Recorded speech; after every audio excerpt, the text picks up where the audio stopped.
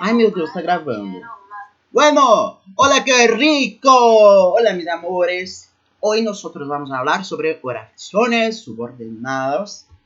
Por lo tanto, yo los pido que sente-se à vontade, confortavelmente sobre a sua cadeira, na frente do seu computador. Sintam-se à vontade. A aula de hoje é sobre sintaxe. Eu espero que vocês sintam-se à vontade. Entenderam? Sintaxe, sinta-se à vontade. Enfim, é nesse ritmo maravilhoso. Sim, eu não tomei os meus remédios hoje. Que nós começamos mais uma aula sensacional sobre sintaxe. Bom, infelizmente eu não consigo dar F5 nessa porcaria desse aplicativo, mas não tem problema. O que eu vou falar pra vocês? Eu vou falar sobre as orações subordinadas. Deixa eu tirar esse chapéu do Mário, porque isso tá muito ridículo. Bom, sobre as orações subordinadas. Para começar, a gente já sabe que a diferença delas para as orações coordenadas é que as subordinadas estão no nível abaixo. Elas são dependentes de uma oração que recebe a nomenclatura de oração principal, porque ela é principal em relação à subordinada. Duh! A nomenclatura não é simplesmente uma etiqueta que eu coloco, lembrando, é um resumo de uma análise. Primeira análise que vocês têm que fazer, a oração depende ou não depende uma da outra. Se não depende, poderia existir sozinha, são coordenadas. E isso são as aulas passadas. Vou deixar aqui o link no canal do vídeo sobre as orações coordenadas, tá bom? Mas hoje nós vamos ver orações que são dependentes umas das outras. E para ver orações subordinadas e como são dependentes, vamos ficar ordenadas abaixo, daí o nome subordenadas, nós precisamos, primeiro, é claro, existem 3 subtipos, substantivas, adjetivas e adverbiais. E esses nomes deveriam lembrar conjuntos de palavras para vocês. E é por isso que primeiro, antes de falar das orações, a gente volta para a morfologia. Sim, a gente volta para a morfologia. Sim, vocês viram que eu estou muito animado, eu tomei muito café. Bom, na morfologia a gente tinha conjuntos de palavras.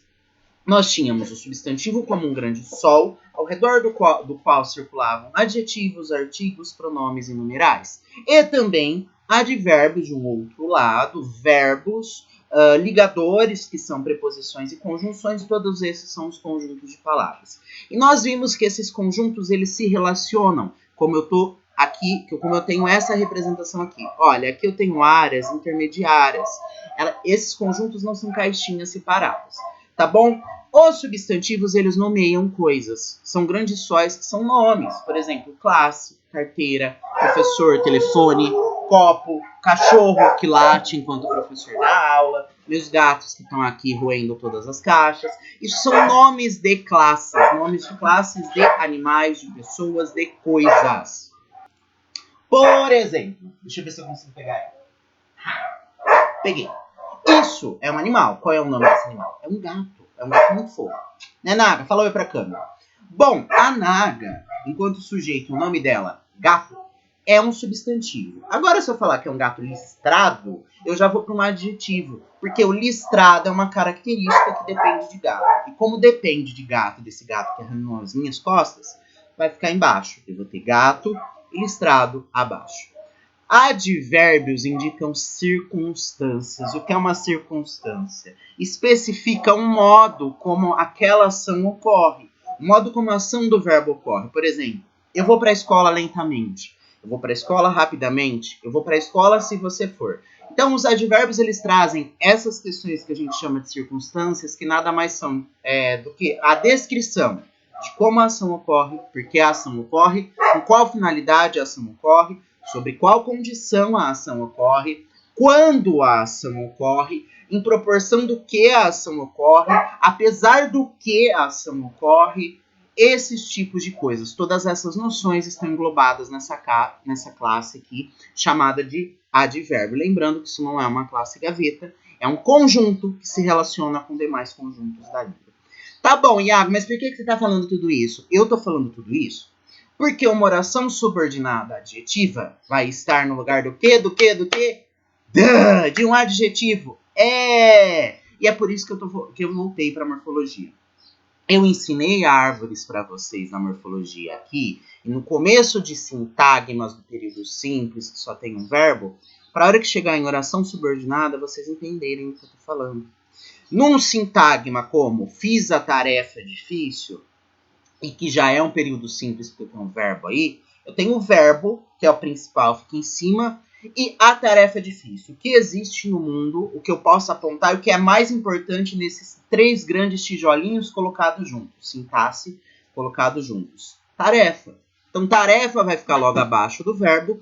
Tarefa é o objetivo do trânsito do verbo. Esse verbo vai andar, vai transitar, portanto ele é transitivo.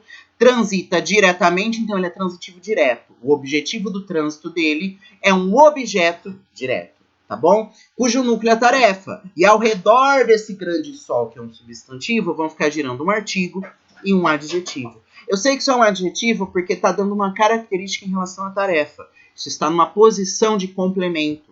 É uma lua que está circulando ao redor de um planeta, ok? Imaginem agora que em vez de eu simplesmente colocar o difícil aqui, eu enfiasse um verbo, uma oração inteira. Eu fiz a tarefa que estava difícil, eu já tenho um verbo. Já fui para o período composto. Aqui eu já estou juntando orações, não mais sintagmas. Só, porque eu tenho um verbo principal em cima e eu tenho uma oração que está embaixo de um substantivo. A oração toda está circulando ao redor do grande sol substantivo. A oração toda está cumprindo a função sintática que um adjetivo cumpriria. Ela está no lugar de um adjetivo difícil que estava difícil. Portanto, essa oração, como ela depende desses substantivos, senão ela não faz sentido, eu preciso de que alguma coisa exista para que alguma coisa esteja difícil, e é isso que mostra para mim que esse que estava difícil está embaixo, que ele vai despencar. Se eu tirar o pêndulo de cima, ele despenca. Daí a ordenação abaixo, a subordinação, ele está no lugar de um adjetivo. Estando no lugar de um adjetivo, antes disso, como ele está ordenado abaixo, subordinado. Como está no lugar de um adjetivo, subordinado, adjetivo. De novo, o nome subordinado adjetivo é a síntese dessa análise que a gente está fazendo aqui, ok? Segundo tipo, substantivas. As substantivas estão no lugar do quê? São orações inteiras que estão no lugar de substantivos. Elas são nomes. Por exemplo, aqui eu fui absurdamente óbvio e coloquei uma oração para exemplificar, literalmente não sei o seu nome. Se eu estou falando que as orações são nomes, eu tenho que provar literalmente com a palavra nome. Aqui, esse verbo, primeiro de tudo, quem sabe alguma coisa. Ele precisa transitar, ele precisa andar para baixo porque ele não se complementa sozinho. Ele não faz sentido sozinho. Então isso aqui é um complemento desse verbo. É o objetivo do trânsito dele. O objetivo do trânsito que é direto. Olha a linha vai direta. Ou seja, esse verbo é transitivo direto. Esse objeto todo aqui, seu nome inteiro é um objeto direto, cujo núcleo que está em cima é nome. E ao redor desse grande sol substantivo, eu tenho um pronome possessivo seu. Por isso que o pronome possessivo fica abaixo. Porque o pronome possessivo aqui depende do substantivo. Aqui eu já tenho uma circunstância. Aqui é uma circunstância de negação. Eu estou negando o verbo. Isso é uma circunstância, é um advérbio. Se eu colocasse uma oração inteira aqui, essa oração seria adverbial. Mas não é isso que nós estamos falando. Nós estamos falando agora de orações substantivas. Eu sei que nome é um substantivo. Coisa. Nomes de coisas são substantivos. Para você saber se é um substantivo ou não, substitui a oração inteira por isso. Se der, ela é substantiva. Para você saber se é adjetiva, substituía só o pronome relativo por o qual. Vamos voltar.